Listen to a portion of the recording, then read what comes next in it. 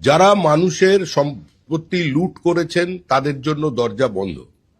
নির্বাচনের আগে আমি বারবার আহ্বান জানিয়েছি কংগ্রেসের ভোটারদের কাছে, বামপন্থী ভোটারদের কাছে, এবং স্পষ্ট করে এটা বলেছিলাম, যারা চাকরি বিক্রি করেননি, চাকরি কেনেননি, সিন্ডিকেটে অংশগ্রহণ করেননি, যারা নিরপরাধ মানুষের ওপরে নিজের আধিপত্যবাদ চাপিয়ে দেননি, যারা মানুষের গণতান্ত্রিক অধিকারগুলোকে পদদলিত করে দেননি, যারা টেন্টেড নন, যারা অপ্রাসঙ্গিক মমতা বন্দ্যোপাধ্যায়কে প্রাসঙ্গিক করবার জন্য বিপরীত পরিস্থিতিতে নিজের ঘাম রক্ত দিয়ে দেওয়ালে ঘাসফুল চিহ্ন এঁকেছিলেন, তাদের কাছে আহ্বান জানিয়েছিলাম যে আপনারা পশ্চিমবঙ্গের স্বার্থে, আপনাদের পরবর্তী প্রজন্মের স্বার্থে এই নির্বাচনে তৃণমূলকে সরিয়ে দিন।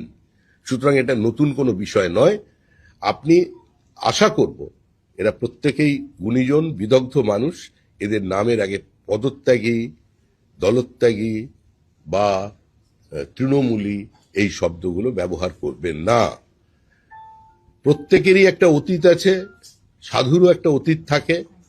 এই মুহূর্তে সুখেন্দু শেখর রায়, সুস্মিতা দেব, প্রকাশচিক বড়াইকের একমাত্র পরিচয় তারা বিজেপি কর্মী।